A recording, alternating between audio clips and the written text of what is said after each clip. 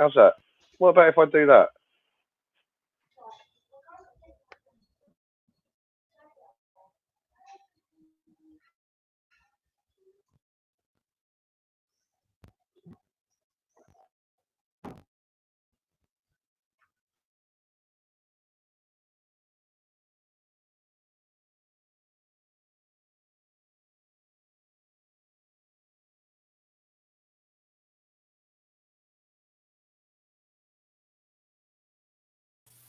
Right, I'm going live on the other now, Mark. Did you say the other or the oven? The other.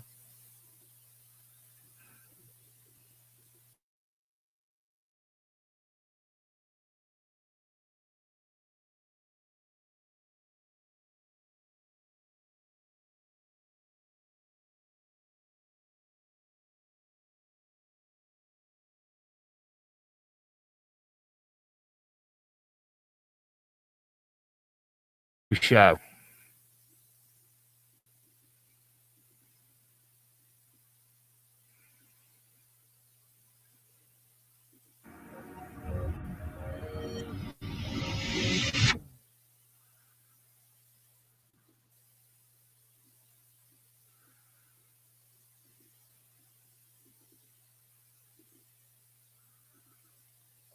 Good evening, everybody. Welcome to the show. It's Thursday night, as I said, and it's the big Metal Detecting Radio Show. Hope you're all well this evening. I'm Dave Sadby, your host as always, and I'll take the silly mask off now because it's annoying me greatly. So here I am in reality. Tonight's head is sponsored by Rootus. There you go. Straight in with the news this week. Multiple things to go through. One quite a big thing that I'm sure everybody will agree. Let me just try and bring that up for the people we're seeing, and we will have a brief look at British Museum has acquired a 3,000-year-old Shropshire sun pendant. The gold buller is described as one of the most important Bronze Age finds of the last century. This was discovered by a metal detector enthusiast who wishes to remain anonymous in Shropshire in 2018, and it's been purchased for £250,000. An absolutely gorgeous piece. Unexplainable. Hopefully, if you are listening, you can go over Google this Shropshire sun pendant and you'll be able to see that. Otherwise, you'll be seeing it on the screen. Next up, Ava Bray found a Bronze Age axe on Southbourne Beach. Schoolgirl used a metal detector for the first time and found a Bronze Age axe just seconds after embarking on her new hobby. In a classic example of beginner's luck, the 8-year-old had just handed a metal detector and unearthed the ancient object, and there you can see it. Another beautiful. It looks like it's actually got some engraving on it by the looks of it. Not 100%, but beautiful nonetheless. Third story this week: Bronze Age artifacts have been dug up in Shropshire have been declared treasure. An unprecedented number of Bronze Age artifacts double come in the area of Shropshire have been declared treasure. Gold ring locks, and these gold items are actually being found encased in a lead ingot. Obviously, well, how I've tried to explain it to somebody today, and how I would suggest personally, back in Roman times, for instance, the Roman people or whoever beforehand would throw things as votive offering to Minerva and such like. Probably got that name wrong, but you know I'm on about. They've thrown them as a votive offering, and obviously things don't sink, so they've encased it in lead to protect it for the future. For the future for the person that they are offering them to. So when the ingot was found, it looks like it's. I'm having a rave here. I mean, flashy lighties. Anyway, it looks like it's been found, opened, and obviously looks fantastic. We'll go on to that piece next. A veteran found an incredibly rare Roman horse brooch in Lincolnshire. Now, his name's Jason Price, and he was taking part in a Detecting for Veterans weekend rally when he came across the item. Remarkable condition, beautiful horse, Roman brooch. So again, as you can see, it really is stunning. So have a look at that. That I think that we put that on basically directly after the show last week. Finally, in the news this week, this is an article that I wrote for the Archaeology and Metal Detecting magazine. In short, English Heritage and the BBC produced an article in last week talking about illegal night hawking in and around English heritage properties in the UK. We all know of the concern. We all wish that it didn't happen. A lot of people do it. I'm going to be writing a follow-up article this weekend regarding some of the people who do and aren't taken into account with night hawking. People who the news don't bring in and aren't monitored and aren't able to police in any way, shape or form that we can see. But we'll carry on that, as I say, this week. In this instance, obviously, there's a hell of a lot of ifs, whens and why nots taking place. There's a lot of behind-the-scenes work by the National Council for Metal Detecting that I know about. They've been in contact with English Heritage, and hopefully these matters regarding this will be sorted sooner rather than later. As you can see, when I produce the articles, I put a number of images with links to explanations and other things. Mole holes, rabbit holes, badger holes, etc., etc. So we're asking, is it night hawking or is it hysteria? So that's the news this week. And I am now going to introduce our guest for this evening, who's in the background, Mr. Mark Becher. Good evening, Mark. How are you? And good evening, Karen.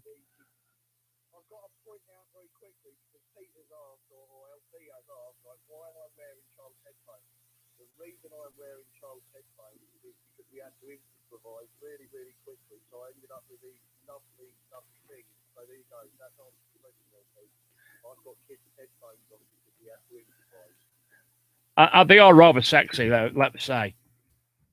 They're really comfortable, actually. Now, the thing is, my son's got or had a pair similar to that, and I really don't know how they're fitting on you. You must have a minute head. Thanks, pal. They're looking groovy nonetheless.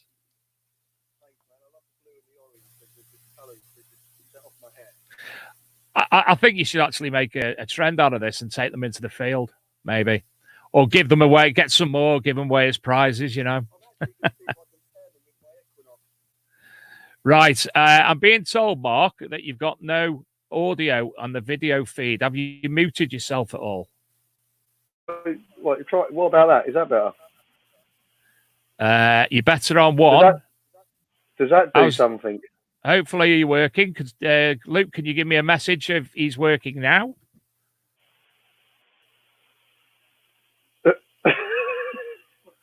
We'll carry on nonetheless. Hopefully it'll be all right. I've got a new green screen, which looks a little bit better and fits the wall behind me. And tonight's hat is no audio on video. Has he muted himself? Yes, that's good. So I presume that, yes, you're working now. Oh, I can see a little... I can actually see, you see under your picture there, Mark, it says Mark Becher. Can you see the microphone? That's obviously muted. Isn't it? There you are. It's back. There we go. Got again. I didn't do that. Back again. Got again. Back again. I didn't touch it. Right. It's gone. Now you're all right. Now, no, keep them hands away. Karen, stop playing with things. I'm not that lucky. Oh. How rude. Anyway, I hope you're well. I hope you're both well. Looking forward greatly to seeing you. Do you know, this is obviously the first time that we've been able to speak at length, Mark, because every time that we've been in the same vicinity, you are running around like you've had lots and lots of Colombian marching powder because you've got so much to do and so many people to deal with. So it's normally, "Hi, Mark, you all right?" "Yeah." So it's I actually get to speak to you tonight and learn a lot more about everything. And I'm sure the listeners and viewers feel the same way. So any questions that you do have this evening, please send our way. First up, Mark, how long have you been involved in the subject itself? Been detecting on and off for, 30 years now? Man and boy? Yeah. Grandparents are to blame for it, really. Grandparents. Lost interest a little bit in my teenage years when girls, raves and other things seemed far more appealing than wandering around a wet, muddy field with a metal detector. But I kind of got the passion back again as I approached sort of like some later, more responsible years. The ones with Mrs. Becher pushing you to do normal things. Yeah. be normal, apparently. So you've had, I take it, a multitude of different metal detectors in that time. Oh God, yeah. Give us a few other range that you've had. C-Scope, XP, Mine Lab. I think I had a Viking at some point way back in the past. A Tandy. Garrett. Tandy, weren't they like a little electrical company, like smaller than Curry's, Tandy, but not yeah, dissimilar? Yeah, that's right. I started off with a trusty Tandy. I found my first hoard with a Tandy. Really?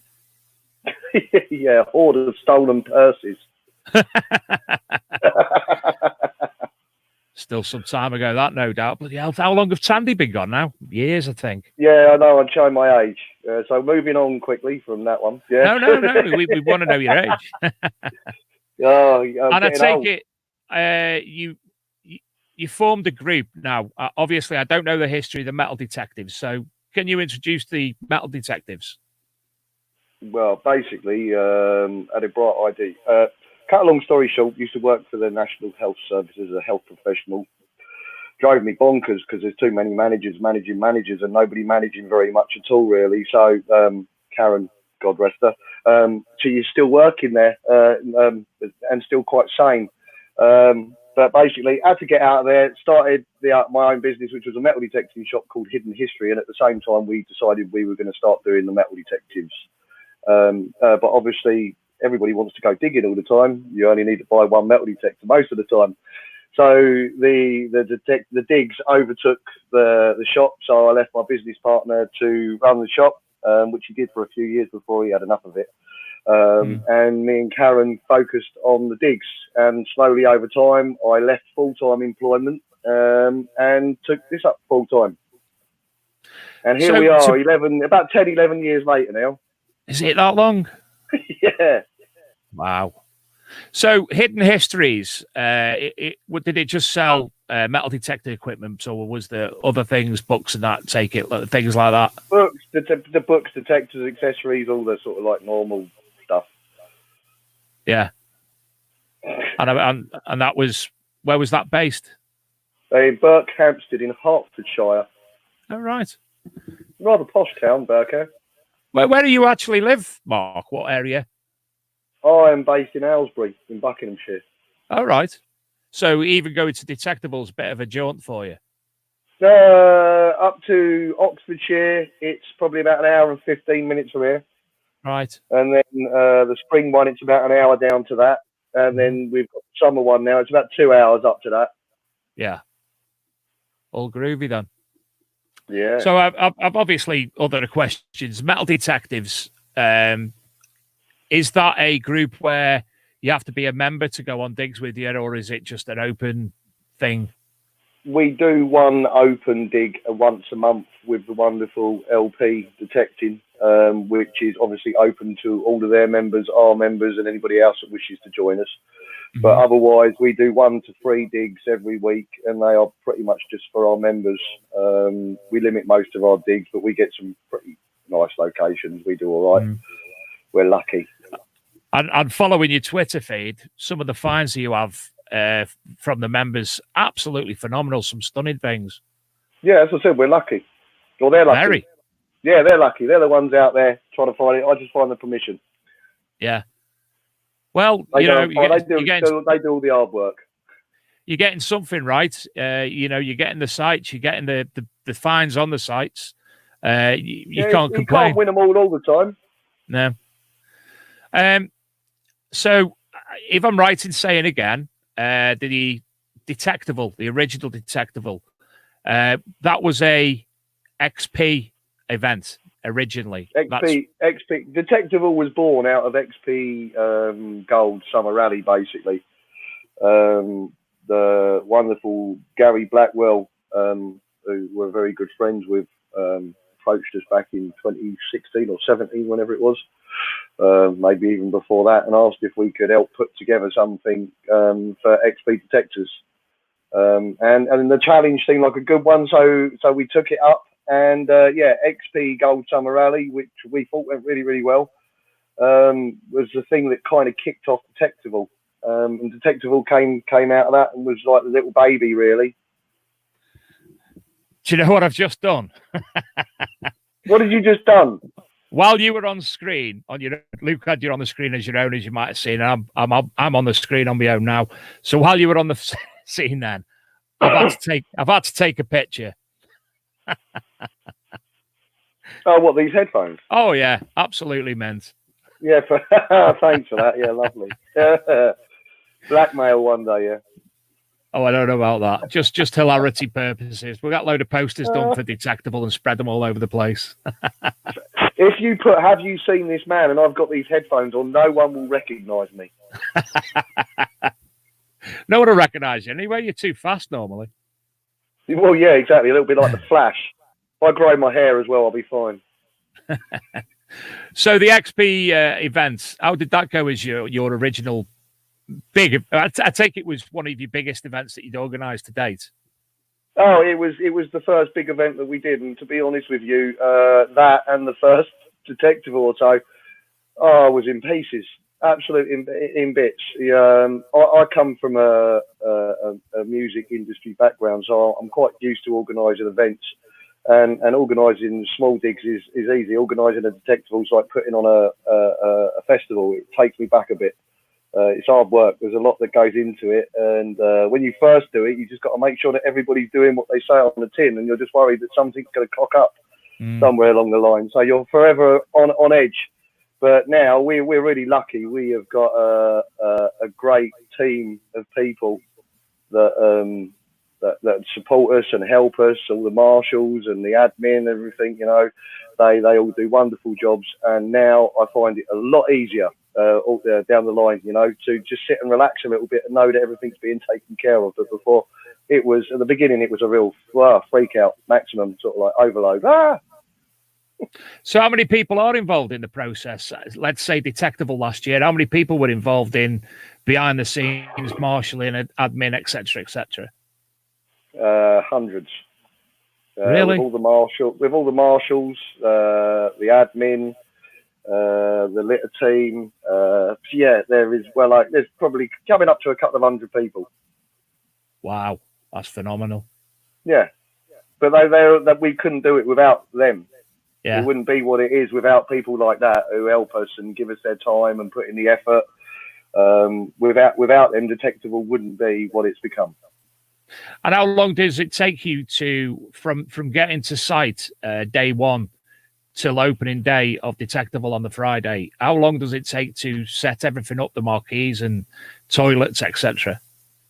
We normally start setting up on the Tuesday before the arrival. So it's normally sort of like 3-4 days set up. You've got all the marquees to go up, the bins to get in, all the site to lay out, all the traders have got to get in and get set up. If there's any sort of like funky things going on, they've all got to be arranged and sorted with sponsors, etc. Screens have got. There's just so much. It just takes ages. But it's nice seeing it all come together, I can imagine. I mean, I turned up early Friday morning last year. I left very early, got there early morning. And obviously the marquee was up. There was a few people pottering about. But again, for me to be able to see everything going on at that point, it was quite remarkable. All the people coming and going, all the new stalls setting up. And it was continuous all day long. It was quite a sight. That's why I'm normally running around like a headless chicken. And the event is 4 weeks away.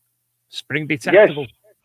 Yes, spring's only 4 weeks away now. It's like someone's put a rocket up the arse of time, and it's just getting closer and closer, faster and faster. It is. It's mad. It seems like Christmas yesterday, and we're like start of March now. Yeah, phenomenal. I just saw Pete's comment about my face. You should have heard what I said when that oversized fish tank arrived last year. Was there swear words involved? Oh, lots of them, because nobody had told me anything about a fish tank. So I'm trying not to swear. I'm doing a really good job. So I was like, where did this come from? And what is going on? And why have we got a great big fish tank in the middle of a field in Oxfordshire? And where's the water coming from? Oh, yeah. It was more fun when it all leaks out. I actually got tipped off that was there. Somebody, I think it was. I'm glad someone told you. Well, I got there Friday, but Dave, go and have a look behind there. So when I had a look, I was like, "What's that for?" I can't tell you. Oh, cheers, mate. But yeah, and what a show that was. Well, both shows, the Mine Lab entrance of the horses and the mermaid, were outstanding and so well choreographed. Certainly very interesting and out of the box thinking as far as I was concerned. Brilliant. And LP are sponsoring the Spring Detectival this year. Yes, yeah. They're sponsoring the spring one again, as they did last year.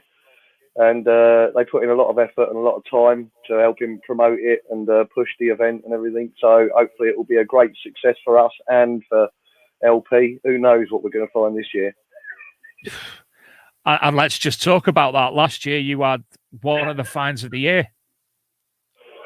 It was pretty spectacular. Yeah, I wished it had happened a little bit further into Spring Detectival, so I could have seen a few of the other finds that were made, because there was some great stuff that came up.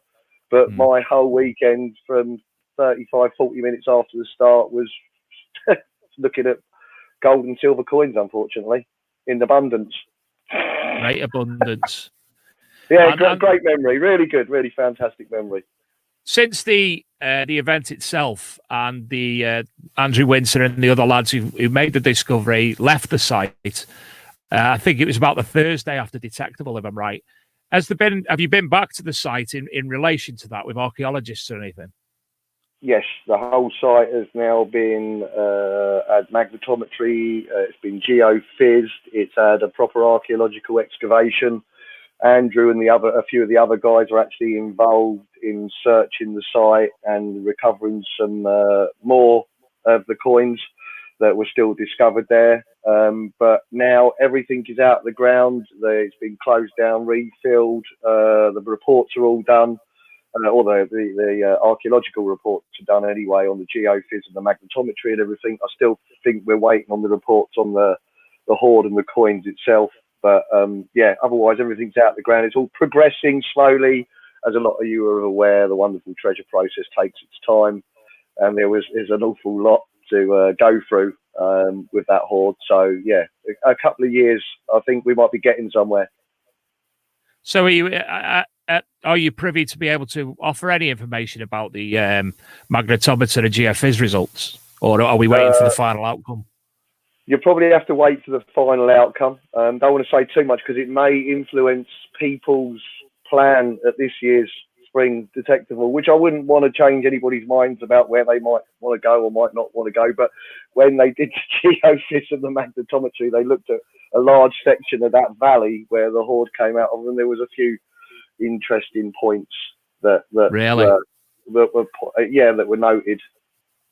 Well, I'm sure obviously that will excite people who were attending the event straight away. As I said, lightning doesn't vary. It doesn't normally strike twice in the same place, but you never know.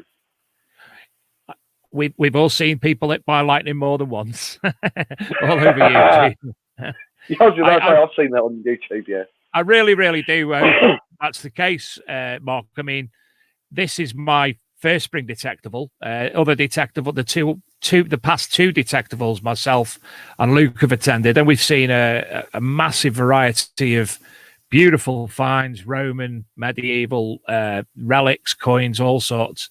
So, I mean, I was devastated to have not been there last year. I had to make the decision not to attend because of work.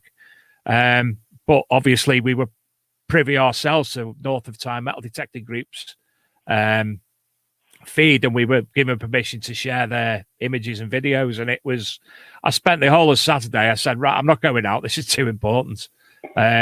Absolutely dazzling to behold, and I hope that something is there that I can actually see with my own eyes the process by the archaeologists and such like that take place.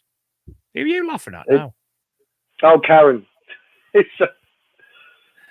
She's not making tea or anything like that. You know, I could really do with a cup. Look, do you like that? Look? I like that. It's good. Yeah, I do like that. Gold, you got Goldsy to thank for those. I was just sort of trying to hint at a cup of tea. Goldsy does make some splendid merchandise, doesn't he? He does, yeah. Couldn't understand the word he said, but some of the things, and he's made I've seen a hell of a lot of things, and his hoodies and what have you, even brilliant. Fair play. Yeah, great. Yeah, fantastic. So what do we else, apart from potentially some awesome finds again, what else are we looking forward to at Spring Detectival? What else are we looking forward to? Well, the event itself, because it's a great get-together for everybody, you know. That's what Detectival is all about, sort of bringing people together and having a laugh. If we find something, it's a real bonus. But the main emphasis of it is all getting together, talking about what we love, and sharing stories and having a giggle, basically. Mm-hmm. So that's what we've got to look forward to. I can't give too much away because I don't want to say about what, you know, it would just be, oh, Pete's doing this and that's going to happen, LP's up to this, and oh yeah, there's the blah blah blah, and you know, it ruins the whole surprise. Yeah. You know, I've got to keep a little bit of woo. What different organisations will be there, companies and whatnot? Then, good question. Music, is anything of that ilk? Bands, music. Are we having any bands this year? I think we scrapped the bands at Spring Detectival. Well, no, we've got karaoke. We're going for karaoke. I'm riding. Honest to God, you'll be like, Dave Sadler can sing. What's happening? 70s, 80s, and 90s karaoke. So we are the entertainment. Mate, I'm bang on for that. I'll be there. First and foremost, first name down. Wicked, mate. Shocker with me tones. In fact, someone will be signing me up. Brilliant. I'm looking forward to that, man. Well, I've got some contacts, you know, from the past, so I invite them down for the night that you're going to be there singing. Well, look at one of them strange people that we both know, Sean Histed Todd. He's been a friend of mine for numerous years. Also, and then I see you pop up on his timeline. I'm like, how's he know him? And you've known each other for multiple years. Many. I think I've known Sean since I was about, let's say 12, 13. And, you know, he's such a lovely, kind, helpful bloke. But I think if you met him in the flesh, you'd pap yourself somewhat. There's been a couple of times he's freaked the shit out of me. But I love him a bit. He's great. Sean Histed Todd, if any of you like music, he owns a radio station, online music radio station called Wicked Spin Radio. And it's delightful. They do a hell of a lot of shows, hell of a lot of music. And they also put on, I think it's in May, Alice's Down the Rabbit Hole, which is a music festival for, what type of genre would you say? It's a peculiar bunch. Indie, alternative indie kind of. Yeah, we go along with that. I'll go. Can't speak highly enough of Sean. I'm supposed to have met him a number of times, but been unable to, and because obviously things that I've done in the past he had interest in, and that's how we got in contact. So big up to Sean. In fact, as I said to him on one of his posts on Facebook this week, some of his posts this week, archaeological wise, have been helping me. Instead of me going out and find it, I've just been getting them off him. So I quite often nick Sean's posts and think, I'll share that one. So good evening to Sean Histed Todd. In fact, I'm going to have to tag him in this while we're speaking in a minute to say, look who's on. Yeah. So that's Spring Detectival. We're all looking forward to it greatly. There's a lot going to be going on. There's the potential of from archaeological results of a lot going on. And then Yep. it's on to Detectival. Well, you've got summer now in the middle of that one as well. We've thrown a summer one in there. Oh, are you? I didn't know that one. Yeah. Yeah. There's been a Facebook event page that went up about a week ago. We've got an arrangement with a nice estate in North Wales, not far from a place called Nannock. Oh, no. They've got about 8,000 acres, and they've allocated us around 1,000 acres of nice short sheep grazed pasture that covers their part of wonderful Wales there. It goes up to the edge of a hill fort. They've got abandoned gold mines on there, and the legend of King Arthur's sword, and ley lines and stone circles, and it's quite a magical, interesting place. And they wanted us to do something up there, so we said, all right then. So July the 4th and 5th, I think it is, we're heading up to North Wales for the weekend for our first summer event. They want us to do a few years up there, and with 6,500 acres and hill forts and things, who were we to say no? And again, I think be coming to that, mate. I think LP are going to be the sponsors of that one again. From what Pete said, he's up for supporting us because we work really well with them. So I'm really looking forward to that. And then after that will be the main Detectival in September. I'll definitely be at the North Wales one. I'm from Ellesmere Port originally, and I'm not far from there now where I live. It's I'm about 10 minutes from the border, so I'll definitely be there. Brilliant. You've got no excuse. And I guarantee I'll be there. September's coming up. This is our last year in Oxfordshire. After this, I know many people will be pleased to hear me say that we're very likely heading down to Wiltshire for 2021. 2021. Where did you say 2021 spring. Nannock is going to be Nannock is going to be the summer event on the 4th and 5th of July. Do you know, I'm just looking where that is, and gospel truth, Mark. I actually not very far from there at all. I was actually on when I first started in with the archaeology back in 2001, 2002 with a chap called Mark Ollie. Two of the sites that we were on aren't very far away from that at all. So, and I'm minutes away again is where I'd served my apprenticeship at British Aerospace, now Airbus. So, and in fact, I'm looking at it, and I think my brother's actually moved not far from there at all as well. Recently, I helped him move. So, you'll have a place to stay then, mate. Oh, absolutely. I could drive home every night for that. No problem. I'll certainly be there. Well, obviously, drop us all the information on that, and we'll get all that out and about. And I had no idea about that, so you said. So that's a bonus for the show. Thank you very much. Yeah, no worries, mate. Nice little surprise. But we're going to have gold panning and everything up there. I think the estate are even going to, anybody that's into trout fishing, I think they'll be able to use their trout fishing lakes. 4x4 course and all kinds of stuff, clay pigeon shooting and everything they do up there, which we can all indulge in if we want.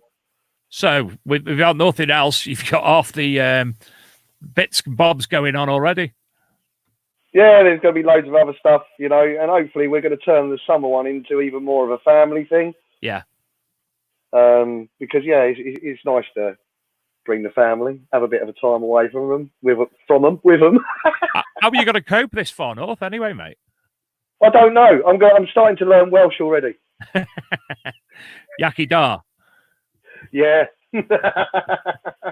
I think there's a lot of people will also be interested in that because obviously most of the major events, if not all, are down south. I know Scotty B's running one more north this year.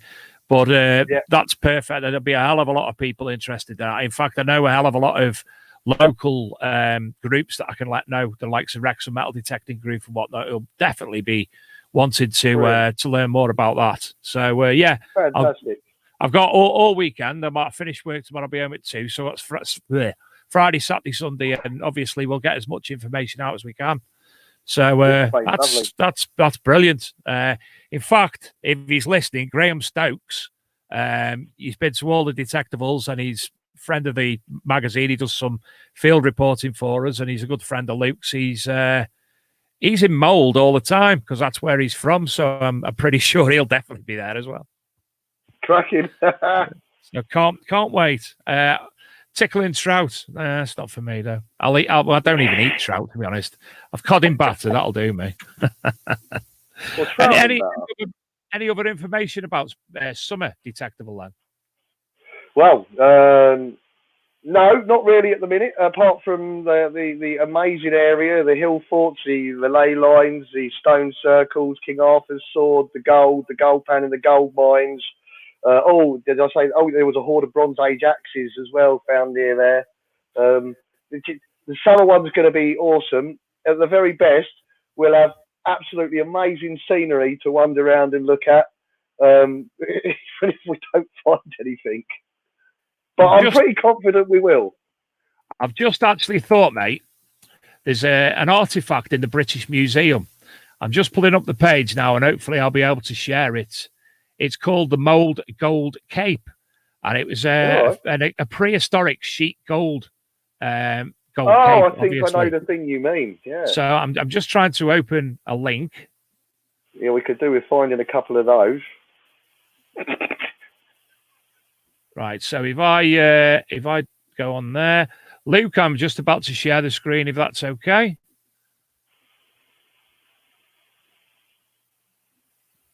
Come on, you bloody thing. That one. There you are. Right, so StreamYard is sharing my window. So if I jump onto that, you'll be able to see, hopefully, the gold cape. No, we can't. So we'll go back. I will open up another window. Not that one. Click on images. Well, there you go. Oh, there you go. Yeah, that is the thing that I was thinking of. Wow, that's lovely, isn't it? That is. In it. Well, we could do with finding a few of those. So, to be honest, where the site or the location, Nanak is, Mould is a matter of minutes away. So, there's Brilliant. Something prehistoric from the area. It's substantial. So that gives everybody an idea of the potential. Yeah, there's a lot of recorded prehistoric activity on the estate as well, because I've got an archaeological report, which I've been given by the estate, where a group has done a lot of magnetometry and geophysics on the edge of one of the hill forts. Yeah. And there is some very interesting stuff there, like large metal anomalies. Woo. Marvelous. Obviously, we won't go digging that up without the Archies, because I can imagine they'd be very, very upset if we did. So that particular area will be cordoned off, because they've taken all the time to do the geophys and everything. And I think we'll be digging there before they are. Yeah. Can't wait, mate. Can't wait. So what date's looking that? Forward to it. That's the 4th and the 5th of July. 4th and 5th July. I think it's the weekend that is on. That's Independence Day as well, isn't it? Oh, yeah. So you're going to have some form of Independence Day shenanigans going on, no doubt. Yeah, that's Saturday and a Sunday. Yeah, you're right. Brilliant. Yeah, that's a great bit of news. Thank you very much for that. And hopefully everybody who's listening and watching, and you can go away and obviously go to the Detectival website or the events page for the Metal Detectives. Is that right? Currently, we have the event on a Facebook events page through the Metal Detectives group. But all the event information will in the next week or so be up on the website, and tickets will be available. Brilliant. Cost-wise? Be the same as all the other Detectivals. No difference. There won't be a price increase on the Detectivals until next year, because everything's going to go up. Isn't it? Mark, can I ask? There's obviously there's a lot of hysteria, not the night hawking hysteria, another type of hysteria with the coronavirus malarkey that's going on at the moment. So have you got any plans in place just in case the government make any decisions that may stop the public in places getting together? I think from what I've been looking at, they're talking about mass gatherings of more than 5,000 people. As we have only sold a maximum of 500 tickets, I don't think we're going to need to worry. And I think most of the guys will probably stay away from everybody else when they're out in the field. So I don't think most people will have anything to worry about. And anybody that is concerned, I'll just say make sure that that we're going to have water on site that you will be able to use for washing. Make sure you bring plenty of soap, hand sanitizers, bacterial wipes. If you're at all freaked out or worried by any kind of coronavirus, you've got more chance of catching the flu, though. Marvelous. Well, obviously, somebody did mention it to me with what's going to happen if this coronavirus does. So, obviously, I've asked the question. There's your answer. Don't worry, you'll be sorted. It's less than 5,000 people. We've been getting a few emails and questions from people about it. And as I said, if you're in the slightest bit concerned, then just make sure that you've got everything that you need to keep yourself nice and clean. Absolutely. Marvelous. Next up, Detectival. Yeah. This is year 4 or year 5? 5. 5 years Detectival now, isn't it, this year? I'm just asking the boss. 4. She's just counting fingers. It's 4. 4 years, but more Detectivals. Yeah. 10 years of the Metal Detectives this year and 4 years of Detectival. And how many we've done? What? 2, 3, 4, 5, 6, 7, 8. Oh, we've done a few now. With the 2 last year, we got 3 this year. So yeah, they're all adding up. And that's the big one, lined obviously. Up for next year as well. Yeah, it's our last year in Oxfordshire this year. We've saved the best land for last. We've got just over 800 acres of new ground, which we haven't previously made available or been able to get on. It's all been down to crop rotations, basically. But this year, I think we'll be having the best year and the last year in Oxford as well for a while before we move off to Wiltshire for 2021. And is there any news on title sponsor for that event yet, or is it still under we've had a key? little bit of we haven't nailed down anything yet. We haven't signed any agreements with anybody, but we've spoken to a couple of manufacturers who expressed an interest pretty much straight during the last attempt. But no, we haven't nailed anything down. Sorry. We haven't nailed anything down yet, Dave. Sorry, mate. Oh no worries. Just questions I'm throwing at you. No, it's fine. You chuck them. I'm chucking them. In fact, I'm not seeing any questions pop up from listeners or viewers tonight. So please, if you do have any questions regarding the Metal Detectives, any of the Detectivals, etc., please pop them on either. If you're watching on Facebook, they'll come up on the screen.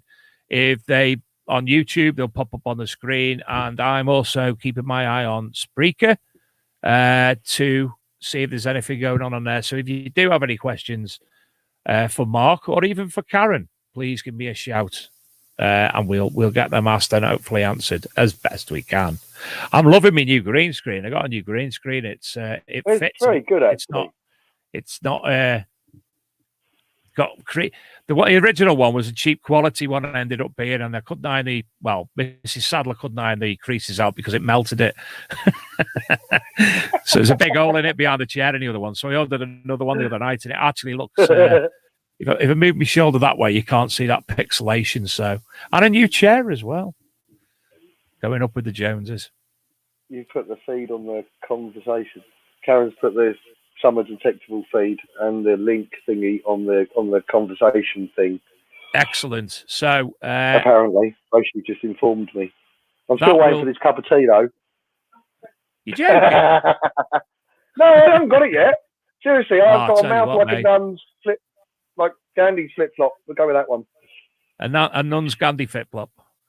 Yeah, I know. I nearly said something that I probably shouldn't have said, so I just changed it, and it didn't really come out right. But I've got a very dry mouth. Right, still waiting for a cup of tea. I'm just getting to the conversation to see what the thing is. What's it called? Do you know when things run slow? Do my head in. Right, there's that. No, can't see the comments. Don't know where they are, so I'll leave it. Back to Detectival.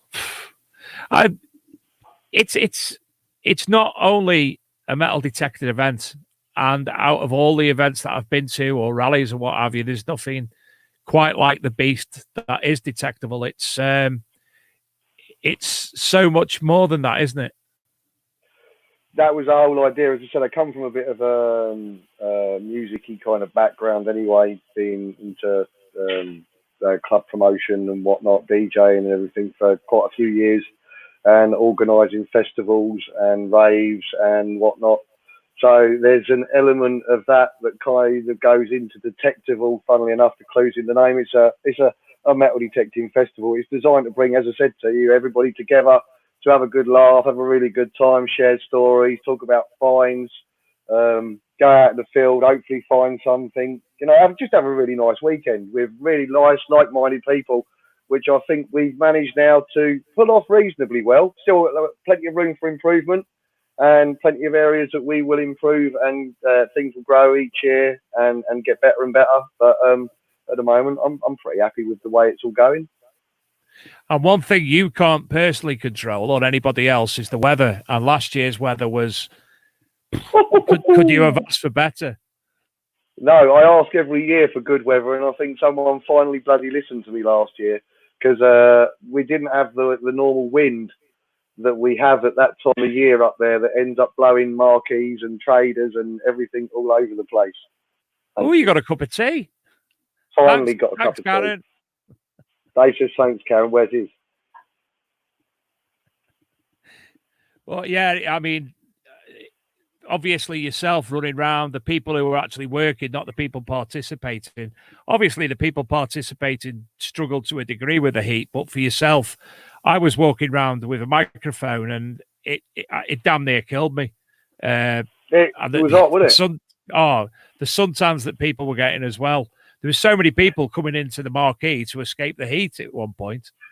Yeah, the sunburn was brilliant. Yeah, I was looking at lobsters wandering in from the field, thinking, what day are we in? What month are we in? So this yeah, has never happened before.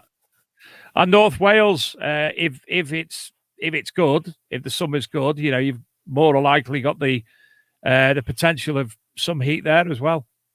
Dave, the summer's going to be awesome. Don't you think we've had enough rain to last us for the next 3 freaking years? Yeah.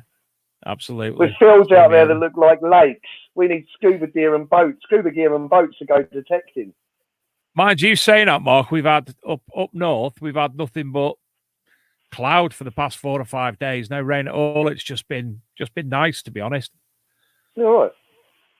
No, it's just been wet, really wet down here. That'd be the north-south divide.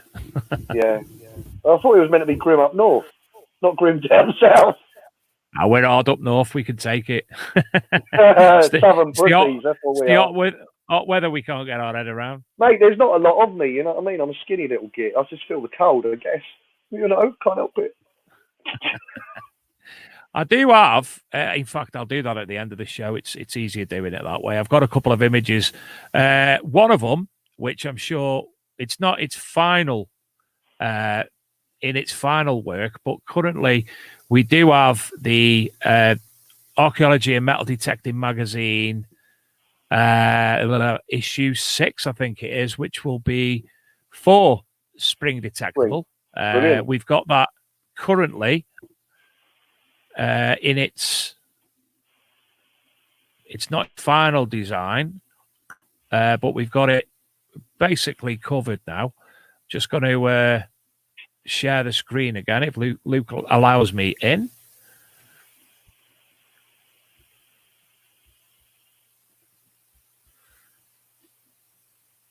Yeah, he's sharing me. So there you go. That's the Archaeology and Metal Detecting magazine currently for Spring Detectival. It's not its final design at all. Luke keeps thinking differently and finding better things, but that's what it currently looks like anyway. So we can't wait to get that out and about. Brilliant. I'm looking forward to seeing that. Well, Mark, we can't thank you enough for allowing us to be a part of the event and creating magazines for it as well, because now, as you might have seen on that, the National Council for Metal Detecting, we're also publishing Digging Deep, and we'll be doing that as a I can't remember the words, supplement, as a pull out from the centre page of the magazine. So hopefully visitors to the events where we're going to produce magazines for this year will be able to learn more about the the National Council for Metal Detecting. So I can't wait to see that one myself, because I've got an idea of what's in there. We've had a gentleman today who's we're speaking to next week, who's got a competition on at the moment, but he's just organised a page, a full page spread today. So we've got Graham Dempsey and his composite cleaning stuff coming into the magazine as well. So a little bit more information. They're pretty awesome, actually. Oh, it certainly is. Graham lives in Aylesbury. He's a local boy now, you see. Aye, but he's from up north. He's one of us. No, he doesn't count anymore. He's down south now, mate. But he won't speak like down southers, will he? No, give him some time. Give him some time. He's only been here a little while. It'll work. I'll work on him. Don't you worry when I see him. But no, those composite cleaning pencils and the crystalline wax and that he's doing is awesome. I think he's also got, well, he's told me he's got some big news coming in the next week as well regarding the potential of another product. So I'm looking forward to learning more from Graham. I've got to sit down this weekend and work with the composite pencil and the what's the wax called? I forgot the name of the wax. Where is it? There it is. Well, he's got it there. That's handy. Preserve It wax. There it is. Oh, look at that. Here's one I had found earlier. So we'll be discussing that next week at length. So there's also, for those listening, a competition that Graham is currently running via the Big Metal Detecting radio show. There it is. Radio show Facebook group. So basically, for those of you who are members of that, for some reason, Luke was calling me then. I don't know what's happening. But for those of, it's probably because I was still sharing. I haven't stopped it. So I do apologize if that was the case. You have to go on to be a member of the Facebook group for the Big Metal Detecting radio show and TV show. So you have to be a member of that to find the original post. And basically it's a like, comment and share one. Graham will gift everybody an individual number. And then next week, a random number generator will be used to win both the composite pencil and the Preserve It wax. So, and as I say, hopefully, or not hopefully, definitely, he's going to be coming with some news regarding a new product. So again, can't wait for that. Apologies a minute ago. I think I forgot to unshare what was going on. So you may have had all sorts on the images. LP have asked if it comes back up. No, I forgot what it was now. LP, could you ask? Was that the one that said, how do I find the time between the Metal Detective and Detectival to do Historica as well? Yes, that was the question. With great difficulty, but again, I'm really lucky to work with some wonderful people like Alan Smith, Adam Staples, and William Haywood at Historica. They're all absolutely awesome, and thank God everybody does what they say on the tin again. And it's working quite well. So it's down to working with good people, I guess, as to how I find time. For those who don't know what Historica is, Mark, could you explain a bit about that, please?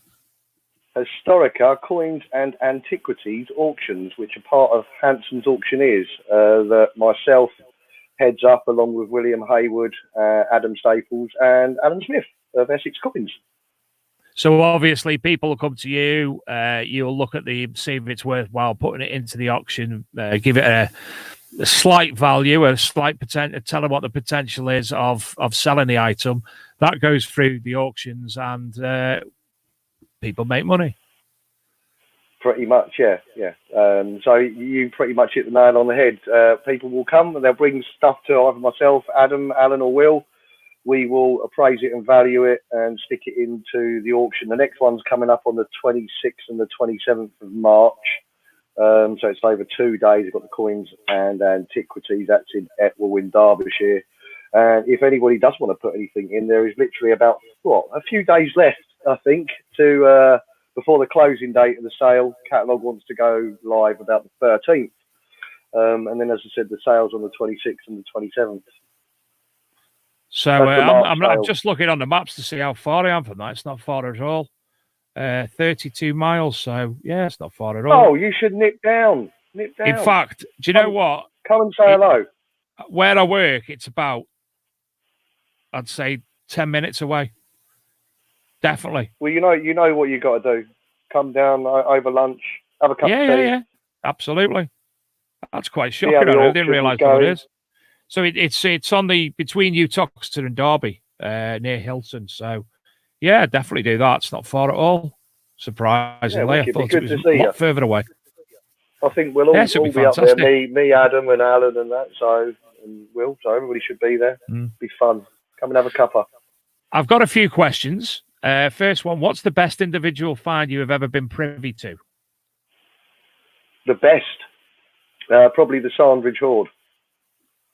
Tell us about that. A little bit about that. I've not heard of that one.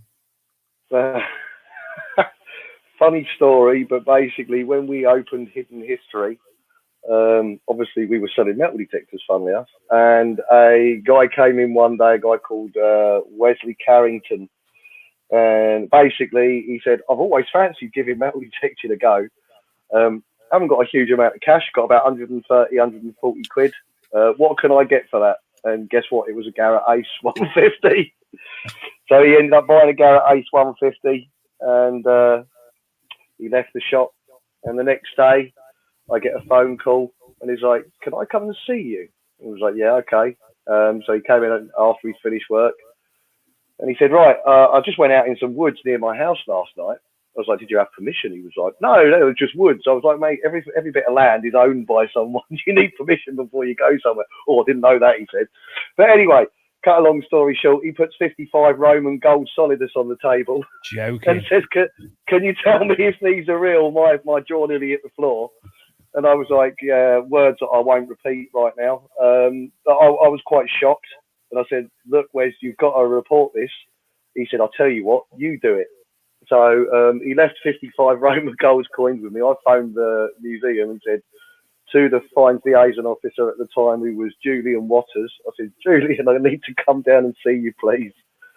I went down to see him and did pretty much the same thing as Wes had done to me, put these 55 Roman gold coins on the table, and then there was silence for a minute, and Julian disappeared, and half the museum came back in.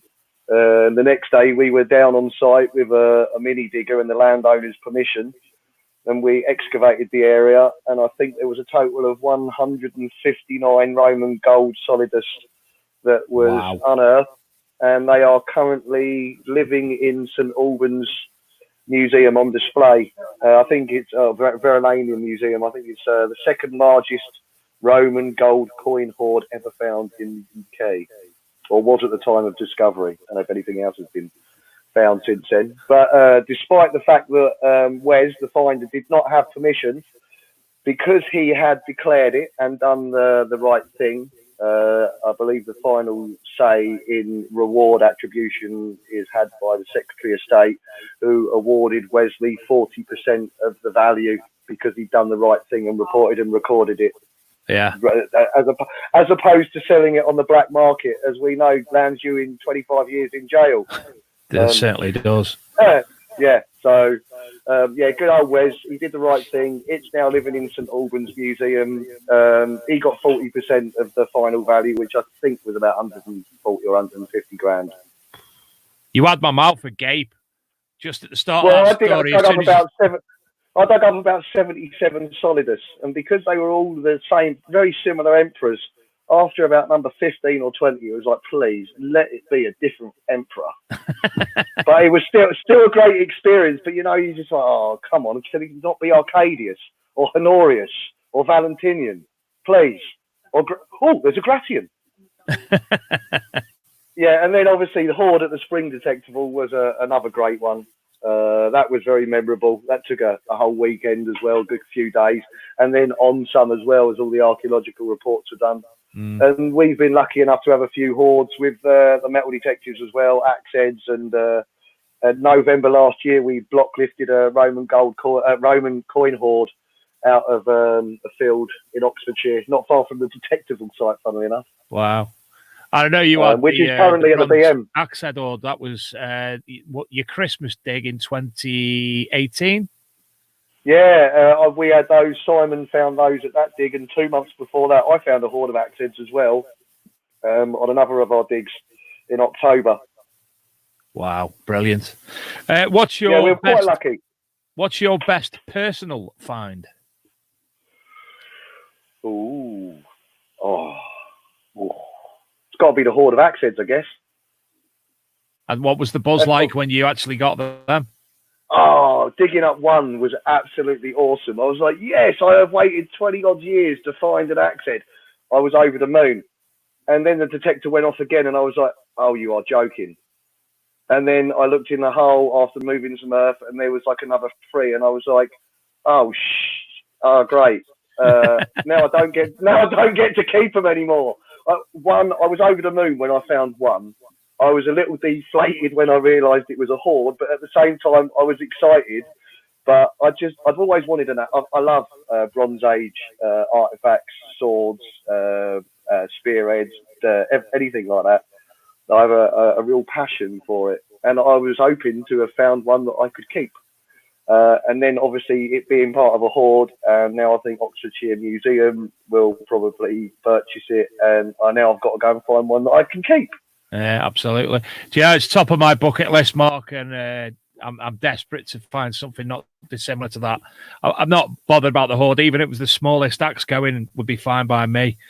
Does Karen detect?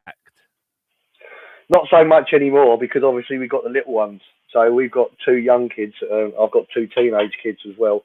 But between running the Metal Detectives with me and Detectival and working for the NHS and being a full-time mother to our 2 wonderful little beans, she doesn't really have a lot of time to get out detected anymore. I'm lucky. I've got excuses. It's my job, Karen. Or I'm taking the dogs out. Or I'm taking the dogs out for a quick walk, Karen. And then 2.5 hours later, I come back covered in mud with a dirty detector, and the dogs are filthy and everything. Yeah, but I'm lucky. She doesn't quite have that good fortune. No, but no, she used to, but not so much. What is her role in the Metal Detectives group? Well, basically, the Metal Detectives or the Detectival probably wouldn't happen if it wasn't for Karen and the other admin that do all the behind the scenes work, that answering all the emails, sorting out all the booking systems, keeping the website updated, doing all the fines reports, booking all the digs up. They do an awful lot that people don't see and obviously don't appreciate either. So, it wouldn't be what it is again without Karen or Lisa. And loads of other people that help out, the Toms that I've got and the Heathers and all those people out there that just give the time and put in the effort for us and help us. What is the general area that the Metal Detectives organise digs? Obviously, Wales is different than normal, but what's the general Wales area? Wales is a new one for us. A lot of our digs are around Oxfordshire, Buckinghamshire. We have missions in Bedfordshire, Hampshire, Berkshire. We're up in Norfolk next weekend for another one of our weekenders. We go all over the bloody shop. Do you know, I'd love to. The one thing that I'd like, the one and only thing I'd like to live south for, more southern, would be to actually participate with the likes of yourselves, the like of, let me just read it so I remember, Southeast Metal Detecting digs, rallies, Luke's group, and, the LP things, because there's so much goes on down south that I'm just can't get to. There's a lot of good dig organisers. There's a lot of really good dig organisers that have some great sites down south, as there is up north as well, though. So, a lot of us southerners want to head north. I actually received a message from a metal detectorist last night, this morning, asking me, did I detect in a certain area? I said, yes, I do. He said, right, I remember you ran a dig there in the past. Do you know this place? I went, yeah, it's one of my permissions. Well, there's a certain metal detecting organisation, organised digs who are on your site this weekend. And it's a bit gutting when that happens, but you can't blame the farmer. You know, if they've offered money, you can't blame the farmer for doing it. But it was just a bit of a kick in the arse for me this morning, unfortunately. Dave, we had it a couple of weeks ago. The farmer did not make us aware at all that he had allowed another group on the field that we went on. It was only when we were there that someone turned around to me and went, "I've been here before." And I was like, "What?" And then speaking to a couple of other people and doing a little bit more research, it turned out that another group, or a club, sorry, had been on this field before. Luckily, it was obviously quite some time ago and technology has changed and we found absolutely crap loads of stuff. But for a moment there, I was thinking, oh, crap. But it just goes to show that you can't always take what the landowner or the farmer says to you. I mean, the other thing, take it with a pinch of salt. The landowner has told them, well, they're advertising the fact that it's undetected land, but I know different. Anyway. Well, yeah. If we ever get a permission, personally, I always say, if there's a local detectorist that does it, and I can get hold of him, most people when they do permissions, me personally, when I go to my own permissions, I always go to the same two fields. So I always say, look, which fields do you go on? We'll stay off of them. There's plenty of other fields and plenty of other land. If the landowner's insistent that us going somewhere, I want to try and keep as many people happy. I don't go out to piss people off, So if I can keep the local detectorist happy, if the landowner said go there, then I will. And I will avoid, if possible, going to places where other groups have been if the landowner is honest with me, to avoid pissing people off as well. Yeah. Easier said than done sometimes. It certainly is. Certainly is. In fact, I organised a ruck of events for the Mayor of Rochdale's charity fund a few years ago. And somebody actually, I was told another case, it's just occurred to me this, another case that, has been detected before. And three brothers who actually paid to come on the event because they said there's not much local that they could go on. I've been detecting it for years and actually brought fines to show me. So happens all the time. What's the relationship with LP? You and Pete are good friends. Very good friends. Pete is brilliant. He's one of those people that does what they say on the tin. He's very trusted, a great guy, runs a great business, goes above and beyond for us and his customers. He's one of the good guys. There's enough bad eggs out there, and we get enough publicity. But I think Pete and LP, Ash, and their team do a brilliant job, and we're pleased to work with them. Happy to work with them. He is a top egg. Nothing but respect for Pete. He's done a lot for us, and he's been very supportive of everything we've done, and communicates with both myself and Luke very much regularly. So kudos to Pete. We like Pete. Yeah, definitely. We do. How do you join the Metal Detectives? Well, now we've made that incredibly easy. What you can do is you can visit the website at www.metaldetective.co.uk, and if you click on register, it'll all become very apparent and very easy as to how to join us at this precise moment in time. Our new membership year is starting very soon. We're drawing to the close of our old one. Not everybody rejoins, but many people do. And as soon as the membership is full again, it will close. I'm just on there now, having a look. Yeah, very, very Go to register. Yes. Sorry? You're on the register bit and poof. Piff, puff, yeah, poof. Yeah, I can see that. You've got a nice gallery of some of the members' finds as well on there. Yeah, we've got a great members area as well, which you get access to once you've joined. So all the digs are listed up on the website for the members to see. They all also get emailed out. And that's www.metaldetectives, all one word, .co.uk. And you can obviously also find the Metal Detectives on Facebook and on Twitter. Because a lot of the things that you find, again, archaeological, I carry over to the, share the links as well there. And what was it this week? Ditto. Sorry? I said, and ditto. I do exactly the same. Do you know, when the website page actually started up, myself and Luke schedule posts sometime days in advance because we do it sort of 1 hour try and fill up the day instead of bunging things all the way through. And somebody contacted me playing Holy Hell because I'd copied one of your links. I was like, I haven't. Well, they put it on first. And? So? What are you trying to say? That I copied him? Yes, you copied them. Why are you trying to do the same thing? I'm Plagiarism, not. It's been scheduled for ages. These things are all over the internet. They're very, very easy to find. Do you often get out to detect now with the stress of running digs? Can you still see detecting as a hobby? Yes, I love it. I read something once that a very famous person, a guy called Confucius, apparently once said, if you find a job you love, you'll never work a day in your life.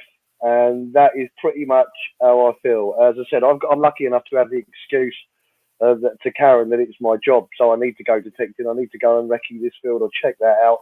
I need to take the dogs out for a walk because I've got 3 dogs that need to have regular exercise, as do I, and my metal detectors. So yes, I still do. Not as often as I'd like a lot of the time because I'm driving all over the country, meeting landowners and having meetings with estates and whatnot.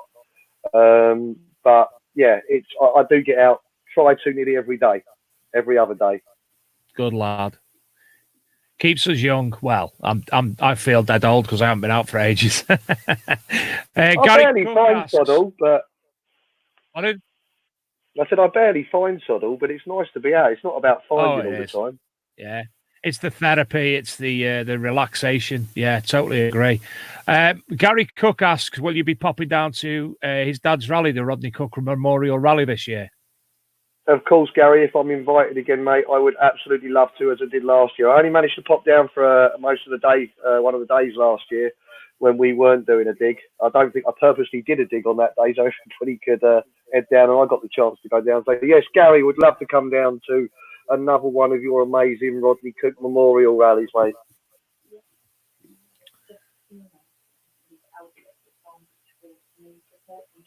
Hey, Dave, Karen has just sent you the Sandridge Horde news report from 2012, apparently, to your Outlook. If you want to have a look. I've got an Outlook. He says he hasn't got an Outlook. Luke's got an Outlook. Luke's got an Outlook. He sent it to bloody Luke then. Luke can forward it to me. The last question I've got from listeners, if you could get any site in the UK for a dig, where would it be? Where would it be? There's a few places I'd like to get permission. A couple of them that I'm working on.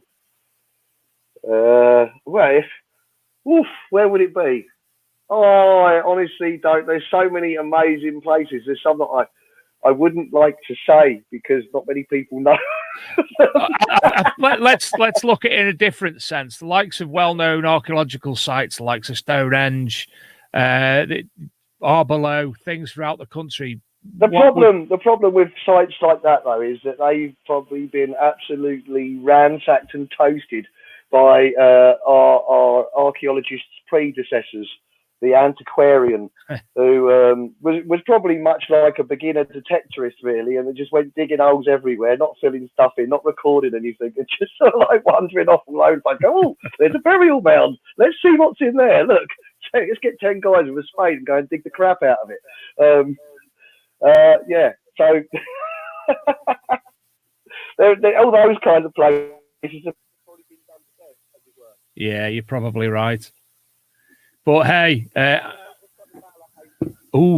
you go. That's a nice one. I've done a bit of metal detecting on, where was it? Marston Moor, the Battle of Marston Moor site a number of years ago, when we found a multitude of things on there. We had permission on the field directly behind the monuments. The most things we found, I think, were musket balls, but they were lying on the surface. And what a location that is! Absolutely stunning. Mark, your audio's gone again. That's it. Why? Shouldn't have, unless he wasn't speaking. I think Luke, he was actually one of the feeds had gone because he didn't move for a bit. So it might be this Wi-Fi may have move your head, Mark. Yeah, There he is. I'm here. Can you hear me? Yeah, you'd I stalled can. a minute. One of the feeds somewhere must have gone a bit. Yeah, all good Yeah, again. no, there was All a is dandy. Yeah, few that'll be little it. clocks going around this end. All is groovy. So, anything else you'd like to add tonight, Mark? Is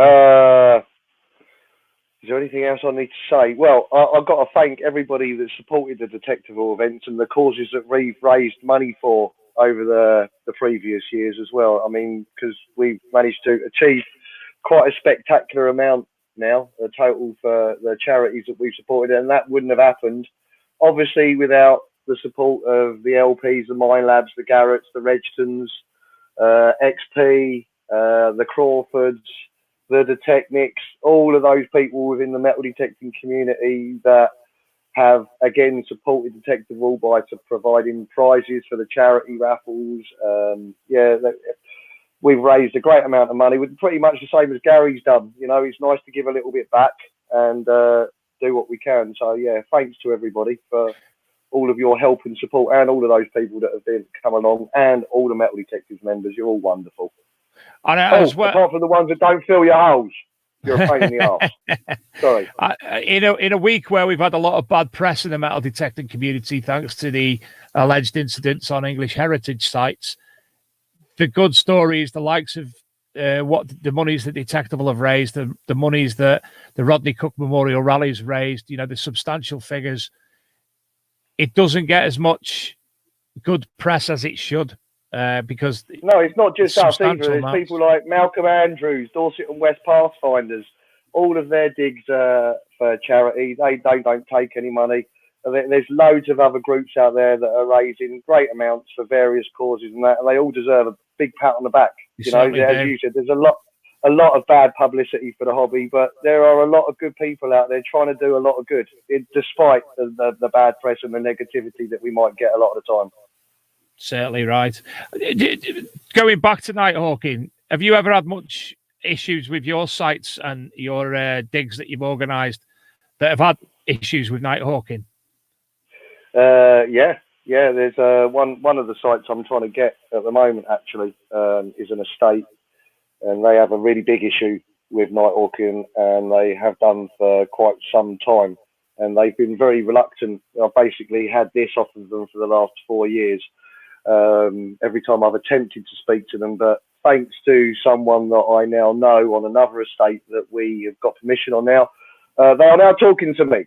So I'm hoping at some point that they will let us on there. But that site, I know for a fact that they've been hit terribly, and one guy was arrested there a few years back with several Iron Age coins, and the Heritage Crime Unit are always watching this particular place. So, yeah, one of my first commissions in Aylesbury, funnily enough, the farmer said to me, just go where you see the holes. And I was like, holes? Oh, you're giving someone else permission? He went, no, they go digging the crap out of this field at night. And I literally walked into this field, looked where the holes were, and started finding Roman coins. I was like, oh. And I've had that permission now. I've lived in Aylesbury for 6 years, and it still gets Nighthawk to death. That's terrible. Absolutely terrible. I see people out there in the daytime. It's not night time. They just go out there whenever they like. They've got no respect. I've told people to piss off.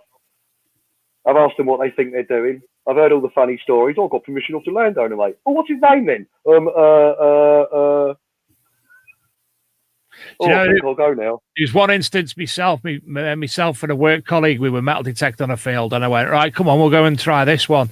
And we went into the next field, and a guy approached us, what are you doing here?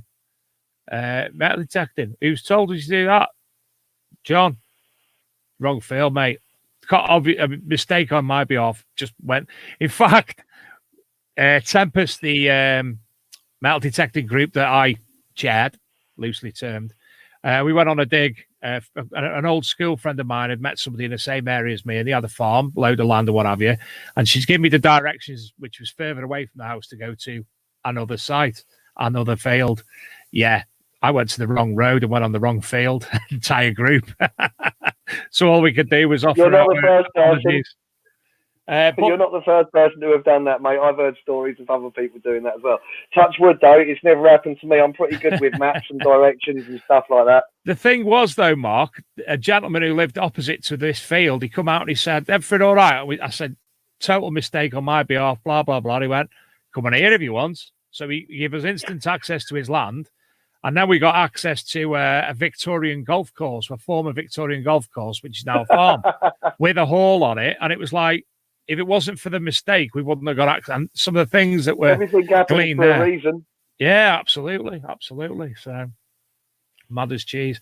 Anyway, Mark, I've took up enough of your time tonight. I'm sure that you'll probably want your tea or your no children relaxation period. How did you guess? So again, all I could do is thank you ever so much for coming on the show.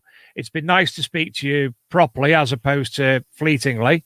And from myself and Luke, again, we can't thank you enough for allowing us to put the magazines together for the events that you run, Detectivals, and also for allowing us to distribute them at the site as well. And we've met so many people at the events. It's been, we can't speak highly enough of the events. Well, thank you for all your support as well. You know what I mean? You guys have been absolutely awesome since the get-go. So brilliant.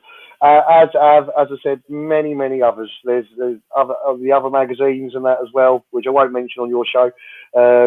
But they've been a great support too. As have all the shops, the manufacturers, pretty much everybody from the world of metal detecting has been pretty bloody awesome. And thank you all. You've actually just reminded me, we do have a new guest announcement that we put onto the Big Metal Detecting radio and TV show last week. As I said, next week we've got Graham Dempsey from Preserve It Pencil and Wax developer. The following week, the 19th of March, we have Gary Cook discussing all the Rodney Cook Memorial Rally information. And the week following that, everyone, there's a hell of a lot of people. We're excited anyway to speak to all our guests. But the following week, the 26th of March, we have Mr. Julian Evan Hart, who I could sit and listen to all day long. Yeah, you and me both. Do like Jules. Great guy. Absolute legend. So, to yourself and to Karen, thank you very much. To all our listeners, thank you very much. One of the reasons we've got to end the show is because Luke's job makes him get up at 2:15 in the morning to go to work. So we'll let him go to bed himself. So again, Mark, Karen, thank you very much. To all our listeners, thank you. We didn't have any listeners, it wouldn't do the show. To Luke, thank you ever so much again, as ever, for everything you do, especially tonight for the stream. And that was a collapsing something.